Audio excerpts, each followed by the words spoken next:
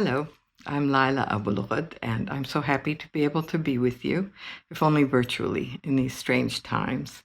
I wanted to say a few words to you on the occasion of the launch of the Portuguese translation of my second ethnography, Writing Women's Worlds, Bedouin Stories.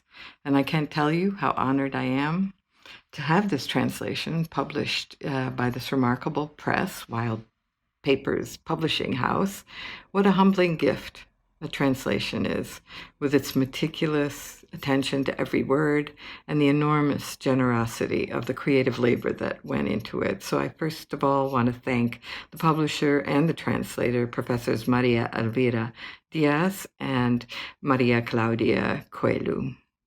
This was my second ethnography based on the years I spent living with a wonderful set of families in Egypt's western desert. It was influenced by my good fortune to have got exposed to feminist theory and feminist studies when I got my first teaching job. At a time when the discipline of anthropology was going through its reflexive, interpretive ethnographies as texts moment in the 1980s, with writing culture coming out the same year, 1986, as my first ethnography, Veiled Sentiments, I encountered feminist work through colleagues like Wendy Brown. I had felt somehow also that I hadn't been able to communicate in Veiled Sentiments the richness, the dynamism, the intensity of interpersonal relations in the Bedouin community that I'd been so lucky to live with in the late 1970s and early 1980s. So I returned for more field work, and then I wrote this second book, Writing Women's Worlds, and I called it an experiment in feminist ethnography. And I have mixed feelings about the book now. It tells very intimate stories of individual women's everyday lives and social concerns. Should I have revealed this? I probably wouldn't do so now. But I did so to share my love and admiration for these women and girls that I'd got to know.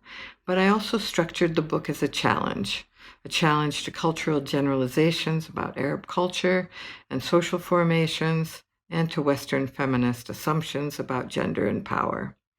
And the ideas that I presented in the introduction to Writing Women's Worlds, especially my argument for ethnography of the particular, were developed first in a paper that I wrote for a seminar organized at the same place where James Clifford and George Marcus had gathered their group to do writing culture, and I called it Writing Against Culture.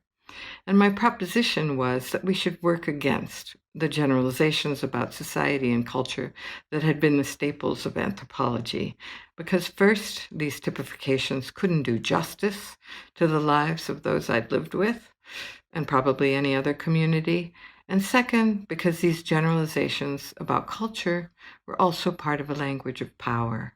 And I didn't intend storytelling, my stylistic choice for this second ethnography, to be the only way we should work as anthropologists, as intellectuals, as scholars. It was an experiment. But I was convinced that we had to look for ways to write against the homogenization presumed by the culture concept, and I worried that it was functioning as a polite code for racialization. So this is the book that you now have in Portuguese, and I'm so honored that it'll be available to the famous Brazilian anthropological community, as well as to my feminist colleagues there, and that I'll have even more opportunities to work with Brazilian colleagues and students in the future, as I've enjoyed in the past. And hopefully, someday, I will be able to visit you. Thank you.